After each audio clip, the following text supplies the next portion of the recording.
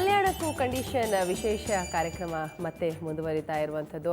RBI ಕೆಲವೊಂದಿಷ್ಟು ಕಂಡೀಷನನ್ನು ಹಾಕಿದೆ ಮದುವೆ ಇರುವಂತಹ ವ್ಯಕ್ತಿಗಳಿಗೆ. ಅಂದರೆ ಹಣವನ್ನು ಪಡೆಯೋದಕ್ಕೆ ಏನು 2.5 ಲಕ್ಷ ಮಿತಿಯನ್ನು ಮಾಡಲಾಗಿತ್ತು, ಅದರಲ್ಲಿ ಕೆಲವೊಂದಿಷ್ಟು ಕಂಡೀಷನ್ ಹಾಕಲಾಗಿರುವಂಥದ್ದು.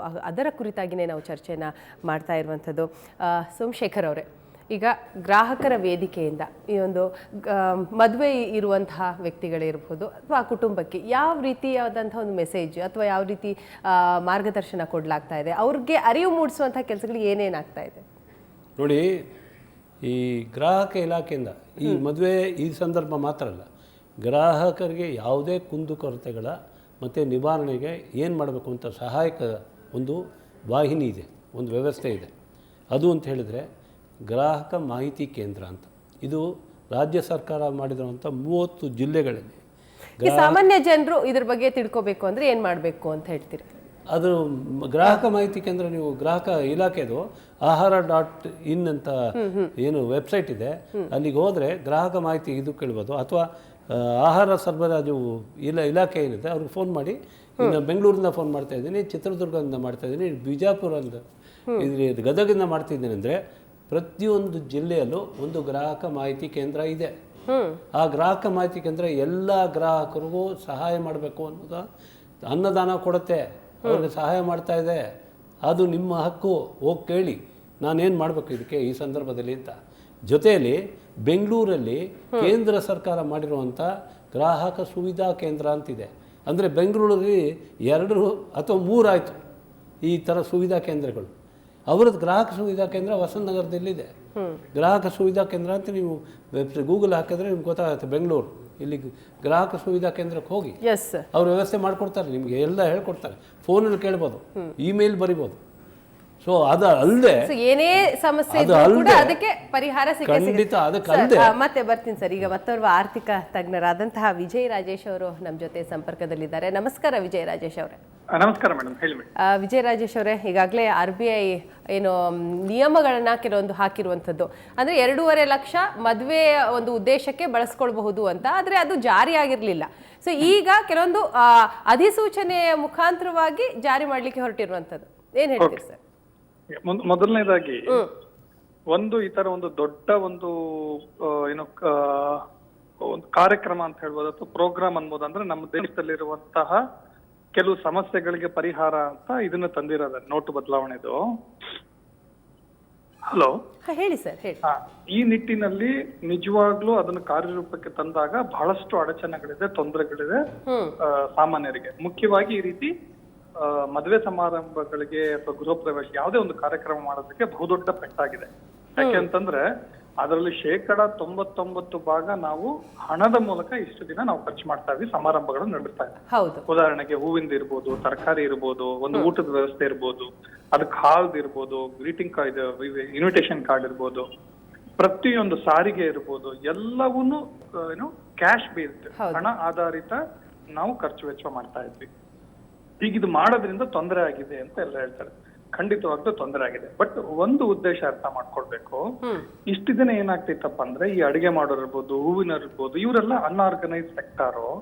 ಅವರನ್ನು ಯಾವತ್ತೂ ನಾವು ತೆರಿಗೆ ಇದು ವ್ಯಾಪ್ತಿ ಕೆಳಗಡೆ ತರೋದಕ್ಕೆ ಸಾಧ್ಯನೇ ಆಗ್ತಾ ಇರ್ಲಿಲ್ಲ. ಇದು ಒಂದು ರೀತಿ ಕಪ್ಪು ಹಣ ಕ್ರಿಯೇಟ್ ಆಗೋದಕ್ಕೂ ಕೂಡ ಕಾರಣ ಆಗ್ತಾ ಇತ್ತು. ಸೊ ಒಂದು ಅವರಿಗೆ ಅದರದ ಏನು ಜ್ಞಾನದ ಅರಿವು, ಡಿಂಟ್ ಹ್ಯಾಡ್ ಇನ್ಫಾರ್ಮೇಶನ್, ಅವ್ರಿಗೆ ಮಾಹಿತಿ ಕೊರತೆ ಇತ್ತು. ಎರಡನೇದಾಗಿ ತೆರಿಗೆ ಕೊಡೋದಕ್ಕೆ ಯಾರಿಗೂ ಆಸಕ್ತಿ ಇದ್ದಿಲ್ಲ, ಅಷ್ಟು ಇಷ್ಟಪಟ್ಟು ಯಾರು ತೆರಿಗೆ ಕೊಡೋದಿಲ್ಲ, ಇನ್ಕ್ಲೂಡಿಂಗ್ ಮೀ. ನನಗೂ ಕೂಡ ಅಷ್ಟು ಆಸೆ ಇಲ್ಲ, ಯಾಕಂದ್ರೆ ನಾನು ಕಷ್ಟಪಟ್ಟ ಹಣನ ತೆರಿಗೆ. ಬಟ್ ಏನಪ್ಪಾ ಅಂತಂದ್ರೆ ನಮ್ಮ ದೇಶ ಅಂತ ಬಂದಾಗ ಏನಾಗುತ್ತೆ, ನಾವು ತೆರಿಗೆನ ಕೊಡ್ಲೇಬೇಕಾಗುತ್ತೆ. ಸೊ ಹಾಗಾಗಿ ಅವ್ರೇನ್ ಹೇಳ್ತಾ ಇದ್ದಾರೆ, ಎಲ್ಲರೂ ಹೇಳ್ತಾ ಇರೋದು 2.5 ಲಕ್ಷಕ್ಕೆ ಹೆಂಗ್ ಮದುವೆ ಮಾಡಕ್ಕಾಗುತ್ತೆ, ಅದು ಒಂದ್ ಚಿಕ್ಕ ಫಂಕ್ಷನ್ ಮಾಡಕ್ಕಾಗುತ್ತಿಲ್ಲ, ನಾಮಕರಣ ಮಾಡಕ್ಕಾಗುತ್ತೆ, ಮುಖ್ಯವಾದಂತ ಪ್ರಶ್ನೆ. ಬಟ್ ನಾವ್ ಹೇಳ್ತಾ ಇರೋದು ಮೊದಲನೇದಾಗಿ ಎಲ್ಲರೂ ತೆರಿಗೆ ವ್ಯಾಪ್ತಿ ಕೆಳಗೆ ಬರ್ಬೇಕಂದ್ರೆ ಎಲ್ಲರೂ ಚೆಕ್ ಅಂದ್ರೆ ಬ್ಯಾಂಕಿನ ಮೂಲಕ ವ್ಯವಹಾರ ಮಾಡಿ ಅಂತ ಹೇಳ್ತಾ ಇದ್ರು. ಸೊ ಇಷ್ಟು ದಿನ ರಿಕ್ವೆಸ್ಟ್ ಮಾಡ್ತಾ ಇದ್ರು, ಈಗ ಬೇರೆ ದಾರಿ ಇಲ್ಲದೆ ಮಾಡ್ಬೇಕಾಗತ್ತೆ.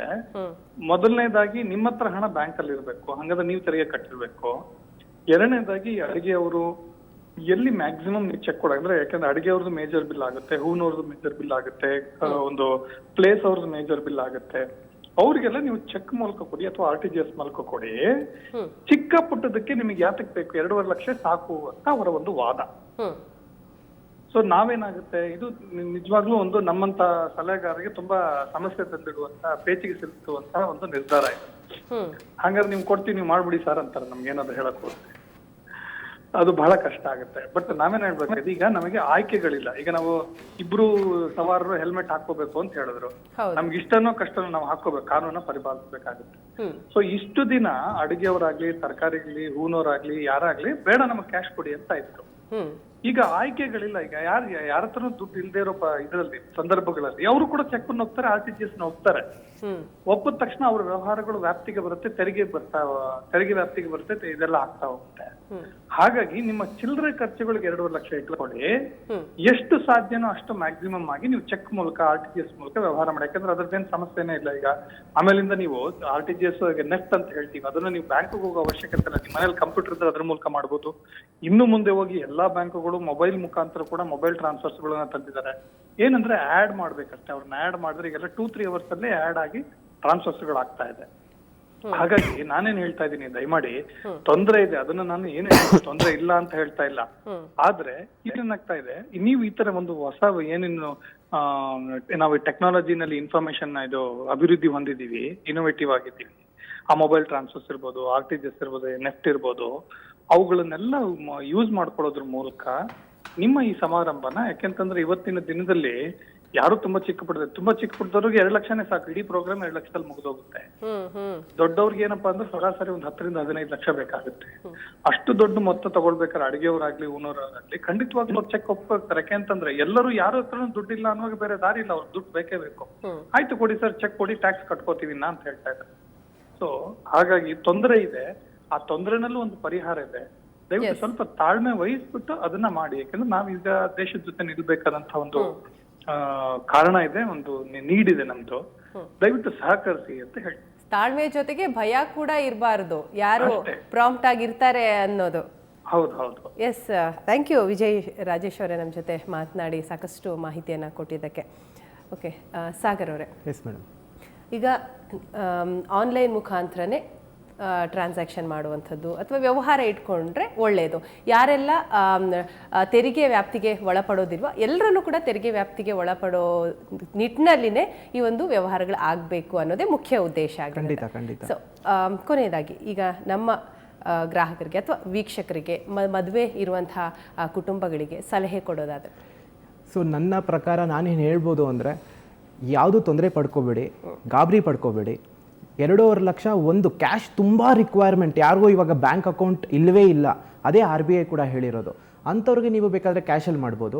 ಈಗ ಏನಾಗಿದೆ ಟೆಕ್ನಾಲಜಿ ಅಂದರೆ, UPI ಅಂತ ಹೊಸ ಒಂದು ಟೆಕ್ನಾಲಜಿ ಬಂದಿದೆ, ವೇರ್ ಬ್ಯಾಂಕ್ಸ್ ಟು ಬ್ಯಾಂಕ್ ನೀವು ಇಮಿಡಿಯೇಟಾಗಿ 10 ಸೆಕೆಂಡ್ಸಲ್ಲಿ ನೀವು ಟ್ರಾನ್ಸ್ಫರ್ ಮಾಡ್ಬೋದು ನಾವು ಅಕೌಂಟ್ಗಳಿಗೆ, ಬೇರೆ ಅಕೌಂಟ್ಗಳಿಗೆ. ಸೊ ಏನೇ ವ್ಯವಹಾರ ಮಾಡಬೇಕಾದ್ರೆ ಖಂಡಿತವಾಗ್ಲೂ ಆಗುತ್ತೆ. ಹಾಗೂ ಸರ್ ಹೇಳ್ದಂಗೆ, ವಿಜಯ್ ಸರ್ ಹೇಳ್ದಂಗೆ, ಫಾರ್ಮಲ್ ಇನ್ಫಾರ್ಮಲ್ ಸೆಕ್ಟರ್ಸ್ ಇದೆ. ಇಂಡಿಯಾದಲ್ಲಿ ಇನ್ಕಮ್ ಟ್ಯಾಕ್ಸ್ ನಾವು ಕಟ್ಟೋದೇ ಬರೀ 1.5% ಇಂದ 2%. ಸೊ ಇದು ಮೇಜರ್, ಇದು ಮಾಡಿರೋ ಉದ್ದೇಶ, ಈ ಬ್ಲ್ಯಾಕ್ ಮನಿ ಬರೀ ಕ್ಯಾಶ್ ಅನ್ನೋದು ಒಂದರಲ್ಲೇ ಅಲ್ಲ, ರಿಯಲ್ ಎಸ್ಟೇಟ್, ಗೋಲ್ಡ್, ಕ್ಯಾಶ್ ಎಲ್ಲದರಲ್ಲೂ ಮಿಶ್ರಿತವಾಗಿದೆ. ಇನ್ನು ಮುಂದಿನ ದಿನಗಳಲ್ಲಿ ಆಲ್ರೆಡಿ ಹೇಳ್ದಂಗೆ ನಮ್ಮ ಮೋದಿಜಿ ಅವರು, ಪ್ರಧಾನಮಂತ್ರಿಯವರು ಖಂಡಿತವಾಗ್ಲೂ ಬೇರೆ ಬೇರೆ ಪಾಲಿಸೀಸ್ನೆಲ್ಲ ತಂದು ಎರಾಡಿಕೇಟ್ ಮಾಡೋಕ್ಕಾಗಲ್ಲ 100% until or unless common man ನಾವು ಸಪೋರ್ಟ್ ಮಾಡಿದಾಗ. ಖಂಡಿತ ಇವಾಗ ಮದುವೆ ಆಗೋರಿಗೆ ತೊಂದರೆನೇ ಆಗಲ್ಲ ಅಂತ ನಾವು ಹೇಳೋಕ್ಕಾಗಲ್ಲ, ಹಾಗೇ ಆಗುತ್ತೆ. ಏನೇ ಆದರೂ ಲೀಗಲೈಸ್ಡ್ ಆಗಿ ನಾವು ಆನ್ಲೈನ್ ಟ್ರಾನ್ಸ್ಫರ್, ಎಷ್ಟು ನಾನಾ ರೀತಿಗಳು ಆಪರ್ಚುನಿಟೀಸ್ ಇದೆ, ಅವೈಲಬಲ್ ಇದೆ. ಸೊ ಮಾಡಿಕೊಂಡ್ರೆ ಏನೂ ತೊಂದರೆ ಆಗಲ್ಲ ಅಂತ ನಾನು ಹೇಳಬಲ್ಲೆ. ಓಕೆ, ಆದರೆ ಪ್ರಿಪೇರ್ ಮಾಡಿ, ಪ್ಲ್ಯಾನ್ ಮಾಡಿ, ಏನೇ ಮಾಡೋಕ್ಕೆ ಮುಂಚೆ ಪ್ಲ್ಯಾನಿಂಗ್ ಮಾಡಿ. ಯಾರ್ಯಾರಿಗೆ ನೀವು ಇವಾಗ ಯಾರಿಗೋ ಒಂದು ಅವ್ರು ಹೇಳ್ದಂಗೆ ಹೂವು ಡೆಕೋರೇಷನ್ ಇರ್ಬೋದು, ಪ್ಲೇಸ್ ಇರ್ಬೋದು, ಅವ್ರಿಗೆ ಫಸ್ಟೇ ಕೇಳಿ ನಿಮ್ಮಲ್ಲಿ ಬ್ಯಾಂಕ್ ಅಕೌಂಟ್ ಇದೆಯಾ ಇಲ್ವೋ. ವ್ಯವಹಾರ ಮಾಡೋಕ್ಕೆ ಮುಂಚೆನೇ ಫಸ್ಟೇ ತಿಳ್ಕೊಂಡ್ಬಿಟ್ರೆ ಯು ವಿಲ್ ಬಿ ಪ್ರಿಪೇರ್ಡ್. ಸಮಸ್ಯೆನೇ ಬರೋದಿಲ್ಲ. C everything is always preparation ಮಾಡ್ಕೋಬೇಕು. ಇವಾಗ ಒಂದು ಯುದ್ಧ ಮಾಡಬೇಕು ಅಂದ್ರೆ ಪ್ರಿಪರೇಷನ್ ಮಾಡ್ತೀವಿ, ಒಂದು ಮನೆ ಕಟ್ಟಬೇಕು ಅಂದ್ರೆ ಪ್ರಿಪರೇಷನ್ ಮಾಡ್ತೀವಿ. ಸೊ ಏನಾದರೂ ಈಗಾಗಲೇ ಪ್ರಿಪರೇಷನ್ ಇರುತ್ತೆ, ಅದು ಸ್ವಲ್ಪ ತಲೆ ಕೆಳಗಾಗಿದೆ, ಹಾಗಾಗಿ ಸ್ವಲ್ಪ ತೊಂದರೆ ಆಗಿರುತ್ತೆ. ಸೋಮಶೇಖರ್ ಸರ್, ಇನ್ನೊಂದು ಮುಖ್ಯ ಜನಕ್ಕೆ ತಿಳುವಳಿಕೆ ಏನು ಕೊಡಬೇಕು ಅಂತ ಹೇಳಿದ್ರೆ, ಸರ್ವೇ ಸಾಮಾನ್ಯ ಅಂದರೆ ಒಂದು ಹಂತದ ಇದು. ಈಗ ಯಾವುದೇ ವ್ಯವಹಾರ ಇಂಡಸ್ಟ್ರಿ ಹತ್ರ ಮಾಡಿದ್ರೂ, ದೊಡ್ಡ ದೊಡ್ಡ ಕಂಪನಿಗಳಿಗೆ ನಾವು ಇಂಟೀರಿಯರ್ಸ್ ಮಾಡ್ತೀವಿ, ಇದನ್ನು ಸಪ್ಲೈ ಮಾಡ್ತೀವಿ, ಎಲ್ಲ ವ್ಯವಹಾರನೂ ಯಾವುದೇ ಕಂಪನಿ ಹತ್ರ ಮಾಡಿದಾಗ ನಮಗೆ ಚೆಕ್ ಕೊಡ್ತಾರಲ್ಲ, ಆ ಚೆಕ್ಕಲ್ಲಿ ಅವರು ನಿಯಮ ಪಾಲಿಸೇ ಕೊಡೋದು, ಟ್ಯಾಕ್ಸ್ ಡಿಡಕ್ಟೆಡ್ ಅಟ್ ಸೋರ್ಸ್ ಅಂತ. ಇದು ಜನಕ್ಕೆ ಗೊತ್ತಿಲ್ಲ, ಇವರಿಂದ ಇನ್ಕಮ್ ಟ್ಯಾಕ್ಸ್ನೇ ಹಿಡ್ಕೊಂಡು ಇನ್ಕಮ್ ಟ್ಯಾಕ್ಸ್ ಕಟ್ತಾರಂತ. ಅವರೊಂದು ಸರ್ಟಿಫಿಕೇಟ್ ಕೊಡ್ತಾರೆ, TDS ಸರ್ಟಿಫಿಕೇಟ್. ಆ TDS certificate entitles you that your income is devoid of tax. ನನ್ನ ಹತ್ರ ಎಷ್ಟು ಸಂಪಾದನೆ ಮಾಡಿದ್ರೋ ಆ ಸಂಪಾದನೆಯಲ್ಲಿ ನಿಮ್ಮ ಟ್ಯಾಕ್ಸ್ ಕಟ್ಟು ಮಾಡಿ ನಾನು ನಿಮಗೆ ಇದು ಕೊಟ್ಟಿದ್ದೀನಿ ಅಂತ ಆ ಸರ್ಟಿಫಿಕೇಟ್ನ that proves you are an income tax payee. It does not mean ನೀವು ಇನ್ಕಮ್ನ ಡಿಕ್ಲೇರ್ ಮಾಡಿ ನಾನು ಇದು ಬಂದಿರೋದೆಲ್ಲ ಇದು ಮಾಡಬೇಕು ಅನ್ನೋದು ಅಲ್ಲ. ಇದು ಇನ್ಕಮ್ ಟ್ಯಾಕ್ಸಲ್ಲಿ ಬಂದಿರೋ ಅಂಥದ್ದು. ಆದ್ದರಿಂದ ಯಾವುದೇ ಈ ಕ್ರಮಗಳಲ್ಲಿ ಮೊನ್ನೆನೂ ಇವರು ಹೇಳಿದಾಗೆ, ಸಾಗರ್ ಹೇಳಿದಾಗೆ, ಪ್ರಧಾನಮಂತ್ರಿ ಓವರ್ ಸ್ಟೆಪ್ ಮಾಡಿ ಈಗ ಇನ್ನೊಂದು ಜನ ಗಮನಿಸಬೇಕು.